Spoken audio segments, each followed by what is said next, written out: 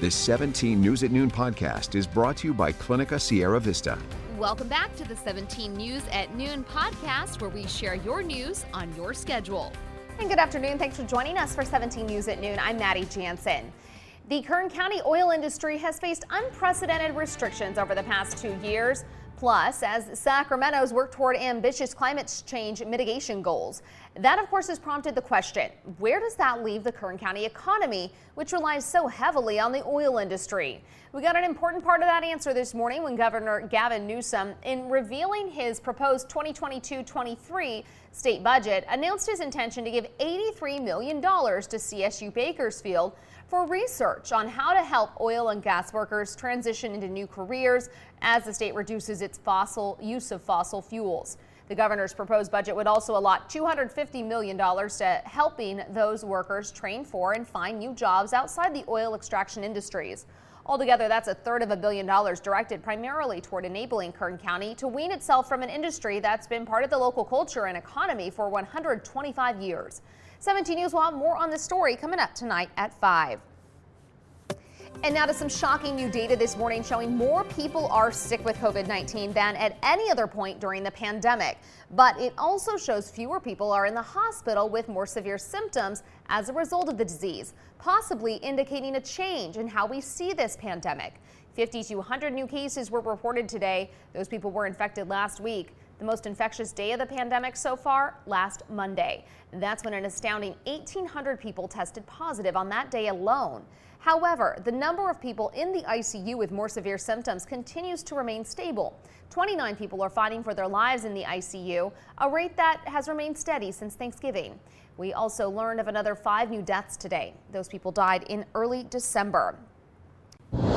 Hello, this is Tim Callahan with Clinica Sierra Vista, and we're excited to unveil the Community Health Center of the Future, our comprehensive care center.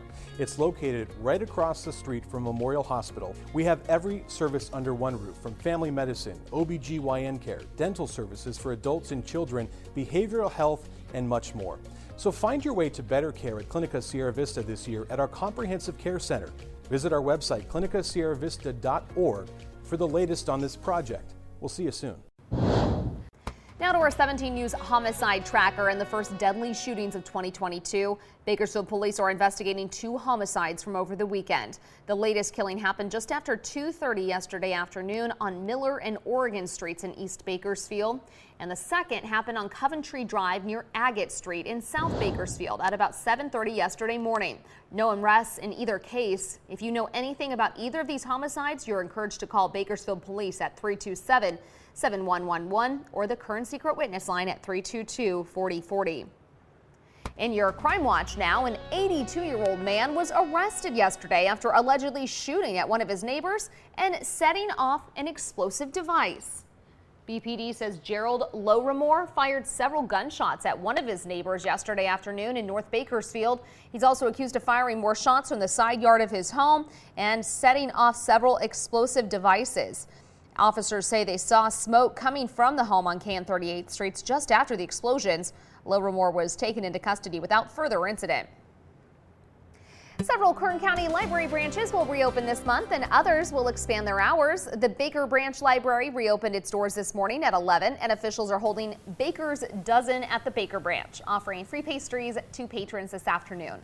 The Mojave Library will also reopen today, and both it and the Baker Library will be open Mondays and Tuesdays. The California City Branch reopens starting Wednesday and will be open Wednesdays and Thursdays.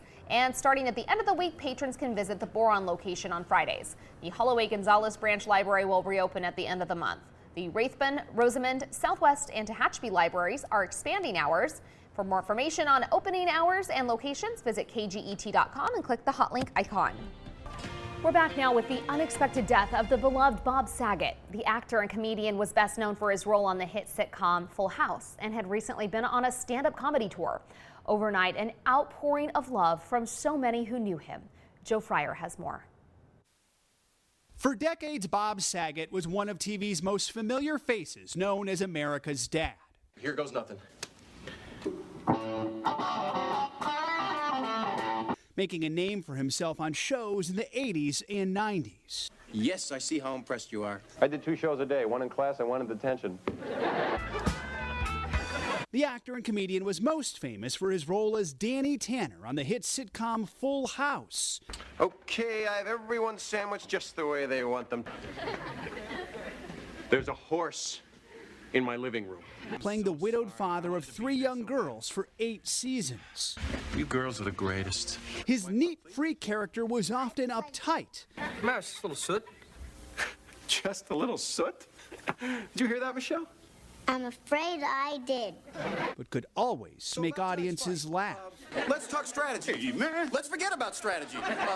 This next video comes. During that time, he also hosted America's Funniest Home Videos. Oh, look at all these wonderful moments. Oh, is this fun? Saget had just kicked off a new comedy tour performing in Florida this weekend.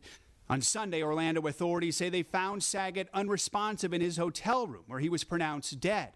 A security officer found a guest not breathing, no pulse. Just hours earlier, Saget had posted on Instagram writing, "I'm back in comedy like I was when I was 26. I guess I'm finding my new voice and loving every moment of it." Police say they found no signs of foul play or drug use. For years, Saget lent his signature sense of humor to a variety of shows, including Raising Dad and Surviving Suburbia.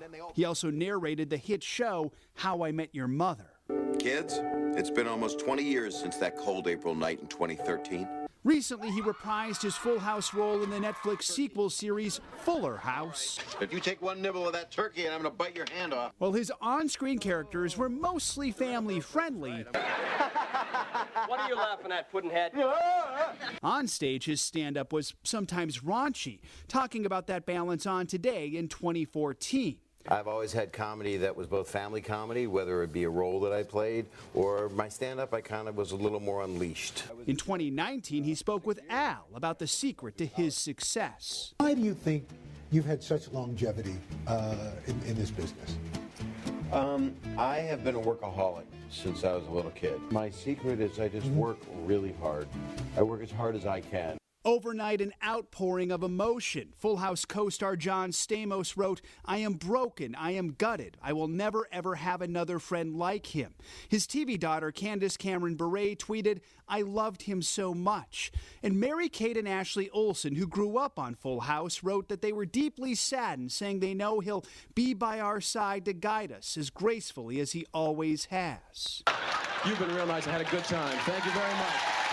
A man who made so many laugh, being remembered in Hollywood and in homes across America. The 17 News at Noon podcast is a production of KGET and Nexstar Media Group. For more on all of the headlines in today's show, head to kget.com.